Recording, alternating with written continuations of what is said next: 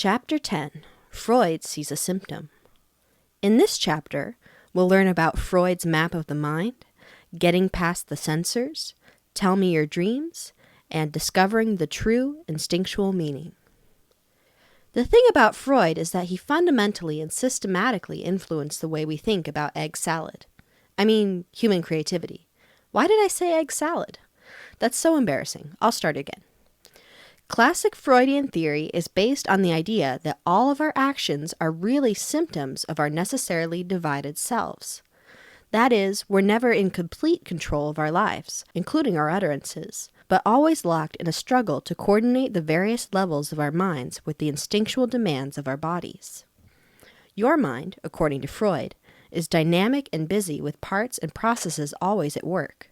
Your thinking is not a single-stage event, but a messy negotiation with your past, some of it remembered, most of it unknown even to you, your present circumstances, and your expectations for lunch. I mean the future. Thinking big. So what does this have to do with literature? It has a lot to do with literature and any of the arts because it changes what many people think of as the basis of art in the first place. We've seen that art can be seen as an imitation or mirroring of the world, and we've seen that art can be seen as an expression. Freud's approach to the human mind sees art as a symptom. It's something you exhibit without complete conscious control, like a sneeze. It's a symptom of a problem, and when you repress it, your head might explode. Literature's true causes, according to Freud, are difficult to see without expert training, so what gets all the attention is the symptom. Freud began a systematic theoretical approach that analyzes psychological factors, psychoanalysis, as a method for not only uncovering the root causes of the symptom called art, but as a means of helping people recover from their ailments. In this way, psychoanalytic approaches to literature are not just literary theories. They're inherently related to a specific view of human nature. Freud argued that psychological processes are at work in all art, in all eras, whether or not an author is concerned about them. Psychoanalysis is one of the theories discussed in this book, like Marxism, that makes a claim about the human condition, not just about art. Freud's theories, just like Marxism, won't let you say things like, "But the author didn't mean that," or "You're reading too much into that," because the whole point of the approach is to uncover the forces that produce a text. And these forces are, according to the theory, always hidden from direct view. It's because these forces are hidden that they need to be tracked down and exposed by expert analysis. For Freud, it's all about the ongoing improvement of the patient's psychological health. Each of us suffers in some way from neurosis, the emotional conflicts between the various parts of our minds, or more clinically, our psyches, pronounced psyches. You know the stereotypical image of Freud's method, sometimes called the talking cure. A patient lies on a couch and talks to an analyst, who deciphers what's really going on in the patient's head. The patient feels better, then makes an appointment for the next week. Time to go beyond the stereotype. But before we do that, 2 reasons why discussing Freud is so helpful for anyone interested in literary theory. First, it clearly reminds you of the relationship between theory and criticism. Freud's theory is his proposed overall explanation for how the human psyche operates and how literature fits into the picture. Freudian criticism, then, is the method of analysis resulting from this explanation. Critics like to say that theory informs practice, and so you can say that Freud's theory currently informs a wide variety of psychoanalytic approaches. Second, it reminds you how neat it would be to have your name become an adjective. Theoretically, it could happen to anyone, but when you hear the term Marxist or Freudian, you know it means an entire field in which people may agree and disagree, but they're at least sharing the same way of talking about things. This shared way of talking is sometimes called a discourse. In this sense, discourse means more than just talking. It sets out the rules for talking, as we'll see in many of the chapters to come. What do you have in mind? Classical psychoanalysis and Freud's general map of the mind were in place by 1920, and that's what we'll be discussing in this chapter. Throughout his life, Freud made many changes to his theory, but he himself did not fundamentally alter the views that have become so influential in literary theory and criticism. Freud's view of the divided, conflicted mind contrasts with an image of the mind as the stable basis for self-knowledge. And where would you even get the idea that your mind is a stable basis for self-knowledge? Probably from Rene Descartes, 1596 to 1650, pronounced Descartes. Descartes is the philosopher famous for saying, "I think, therefore I am," which has led to all kinds of arguments about whether or not this really proves your existence. Run that around with a philosopher next time you're at a party. But what it definitely presupposes is that you can be aware of your own thinking. If someone sees you as having this kind of disembodied, spectator-like mind, you're being seen as a Cartesian subject. Cartesian is how Descartes' name was turned into an adjective. Kind of a good news, bad news for him in the discourse department, you know? Anyway, the Cartesian subject is defined by the mind's ability to know itself and by the promise of a rational, intentional basis for behavior. That is, there is a you that you can know, and you can willfully control yourself with your rational mind and intentions. Freud's theory says there are forces at work in you that make it impossible to fully know your thoughts or yourself, and that your actions are significantly motivated by forces you'll never see or control directly. Consider what this means for literary works. The Cartesian model of the mind is generally responsible for seeing literary works as carefully constructed, unified objects, as the new critics like to emphasize. See Chapter 3. Neoclassical critics, as well, relied on the rational side of creativity with their emphasis on rules, order, and decorum. See Chapter 6. In both cases, critics saw literature as something that could be analyzed with a pretty high level of confidence in the rational mind, no matter how imaginative the literature might be. For the Freudian critic, the task of the critic is to investigate precisely what is hidden from the rational mind. The famous split, therefore, is between the conscious and the unconscious aspects of the human psyche. The unconscious is a part of your mind that is completely and forever blocked off from direct view by your consciousness. You can never gain immediate access to the unconscious, according to Freud, so you'll have to look for signs of it indirectly, in the things you do and say, sort of like looking at the wake from an invisible boat. You've probably heard of Freudian slips, in which people say things they didn't expect to say. Egg salad. Freud argues that such simple, everyday occurrences are evidence of the deep and never-ceasing movement of the unconscious, which always seeks to give your conscious mind a hard time. For Freud, such slips are not accidental, but linked to the activity of your psyche in ways that can be studied and explained. Literature and art, in all their variety, can be seen the same way. What's responsible for all this hidden psychological activity? Freud explained that the specific regions or structures of the psyche include the id, the superego, and the ego. The id, Latin for it, resides entirely in your unconscious. It's made up of disorganized energy just waiting for release. This energy is generally oriented toward control, dominance, sexual gratification, and possession of anything pleasurable. Simply put by Freud, the id is the dark, inaccessible part of our personality. And not only is the id the Tasmanian devil of your psyche, but it never goes away. It doesn't know time, and whatever wishful impulses it had when you were a baby, they're still there. According to Freud, since you can't calm it down or wait it out, the only way to deprive the id of its energy is through analysis. You have to link your current thoughts, utterances, and actions to the immortal wishful energy of the id in order to obtain any temporary relief. But wait, if you've got this id churning away inside your mind, why don't you just act on its impulses all the time? Come on, id, what's keeping you down? Two things keep your id in check, or rather, two other structures of your mind that are always negotiating with your id. There's the superego, for one. The superego, most prominently, is made up of your conscience.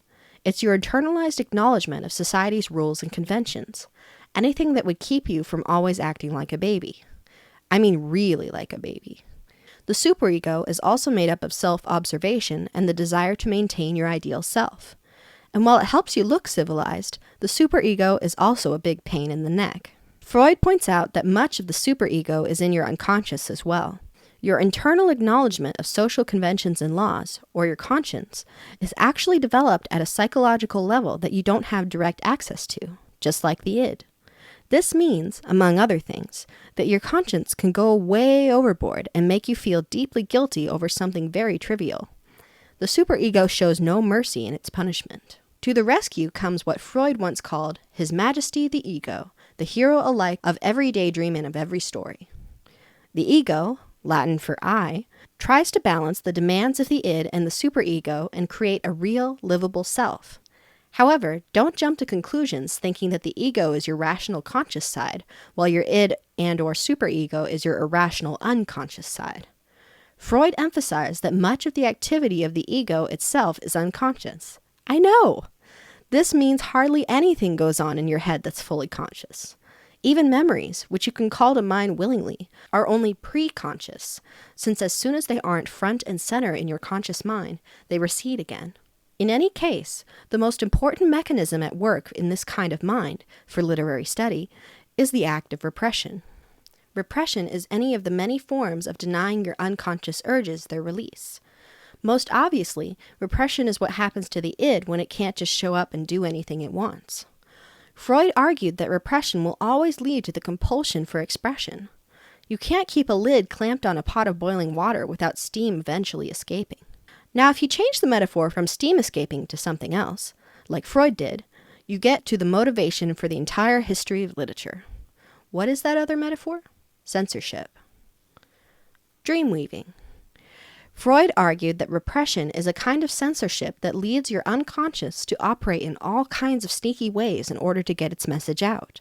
Many of these strategies are closely related to literary techniques, and Freud first studied them in dreams. It was during sleep, Freud explained, that elements of the unconscious try to make their way past the various levels of resistance put in place by the superego and ego. The unconscious elements, or dream thoughts, can only get into the dream you remember, or dream content, by disguising themselves. Freud called the process of disguise and transformation the dream work. Freud also called the dream work the factory of thoughts, and what it does is turn stuff that is latent, or potential, into something that is manifest, or that actually exists. A psychoanalyst listening to patients tell about dreams, therefore, is presented with manifest content, a story. The analyst's task, as mentioned before, is to figure out the true meaning behind the story created through the dreamwork strategies. One strategy is called condensation. Freud compared this to an image produced by several photographs on the same plate. Condensation takes several images from the unconscious and turns them into a single superimposed image in the dream you remember. Why? Because any of the unconscious images, really just urges or impulses at that stage, on their own would be too much for you to handle. So they combine several of your day's residue of images and come up with a hybrid image that gets several uncomfortable impulses past the censorship of your ego at one time. Freud pointed out that artists sometimes reflect what the dream work does, like when they imagine centaurs or fabulous beasts, which combine elements of several animals into one creature. Another strategy of both the dream work and of literature, according to psychoanalytic approaches, is displacement. Displacement occurs when the ego simply latches on to an image as a substitution for an unconscious impulse. The image isn't emotionally related to the impulse. In fact, it can't be. The point is to distract the mind by getting something unacceptable past the censor in the guise of something acceptable. Defined this way, displacement is the sort of master strategy of all art. Displacement also takes the form of sending something into the dream that seems completely insignificant, but the analyst can see that its insignificance is just a strategy to distract the ego's censor. You could tell a dream of an elaborate dinner party, but your analyst discovers that the key to your anxiety is the bird you heard singing on the way in, which barely seemed important to you at the time. You might be wondering when we'll get to phallic symbols and all that Freudian stuff. Freud files these matters in the category of symbolization. In symbolization, any image that makes it to your dream content is related in some way to the unconscious impulse. At least it's related in your own mind or experience. It's still a form of displacement, broadly speaking, but the symbols that appear in your dreams, or literature, all resemble or have some association with your own past experience. And because the id's energy primarily involves sexuality, many of the symbols it provokes will evoke safe images, like euphemisms, that represent their more racy origins. Analysts, critics, and ordinary readers have always been able to spot some of the more familiar examples. Loaves of bread, rosebuds, train tunnels, mountain ranges, Oscar Hammerstein. The point is, for Freud, no detail is insignificant. And while you may be tempted to repeat the saying, sometimes a cigar is just a cigar, Freud would insist that that isn't the case. Every detail of a dream for an analyst, And every detail of a text for a psychoanalytic literary critic is fair game for interpretation. In fact, when you define literature as a written symptom in which every detail may stand for something else, and true meaning is never immediately evident, you also need to radically modify your reading approach. Freud suggested approaching the dream content like a rebus. Here's one. I left my heart in San Francisco. You've probably seen rebuses before, so what is this one supposed to mean? Yes, of course, Freud would probably say it's about sex. But what we want to consider now is what this rebus can tell us about reading. After looking at the images in this rebus, you end up with the phrase, I left my heart in San Francisco. But think about it. Your reading strategy for this little puzzle is actually a very complicated process. You have to shift from one mode of interpretation to another. The equation is something like I, which rhymes with I, left-handed mitt, my, symbol of heart, in, image of bridge that many people recognize as the Golden Gate in San Francisco. If you try to interpret this rebus with one strategy or too narrowly, you run into dead ends. I mit my heart in bridge. Instead, you have to recognize the manner in which each image is being used. And this manner changes throughout the sentence. I/I is a rhyme, but mitt, or glove, isn't. You change gears and see what the image of the mitt is getting at is the word left. The image of the heart is pretty straightforward. The image of the bridge is not being used for either a rhyme or for its specific detail, like the mitt, but for its association with the city of San Francisco. So what happens if you don't recognize the Golden Gate Bridge? You're out of luck. If you do recognize it, maybe the mitt was difficult to decode. In that case, you may have left it for the end, after interpreting my heart in San Francisco. You look back and say, oh, I get it, it's a left glove. So I left my heart in San Francisco. Freud explained that this complex kind of reading is what the analyst does. For the analyst, the dream story is made up of multiple codes and types of representation. A single system of decoding won't work, because you need to discover what kind of work each image is doing in order to make the whole equation work. Rhymes, specific detail, and associations are examples of the strategies used to get painful impulses into the dream you remember. Once they're in the dream, the analyst can't just take them at face value, but must consider the various ways that the human mind sends messages. You might think of it this way. This rebus, which once appeared on the inside of a bottle cap, there are lots of examples on the web, is the psychologically coded way of saying what must have been too traumatic for the little bottle cap to say directly. Literature on the couch. Of course you notice that the explanation of a rebus can take up a lot more space than the rebus itself. All that condensing, associating, and code switching can really cram a lot of material into a concise illustration. The same is true for jokes, which Freud also spent a lot of time analyzing. A joke might take seconds to hear and appreciate, but the explanation for the joke can take much, much longer. As is well known, explaining a joke is simply not funny. Unless it is. See Mark Twain or Freud himself in Wit and its relation to the unconscious. The point is that this process, unpacking all the material that's been stuffed into a rebus or a joke, explaining how each piece fits, this process is like the task of literary critics, especially psychoanalytic critics. Freud argued that while everyone's mind operates in the way we've been discussing, it's writers and artists who seem to be better at packaging up unconscious impulses. Their psyches are better at sublimating, or transforming psychological energies into acceptable expressions.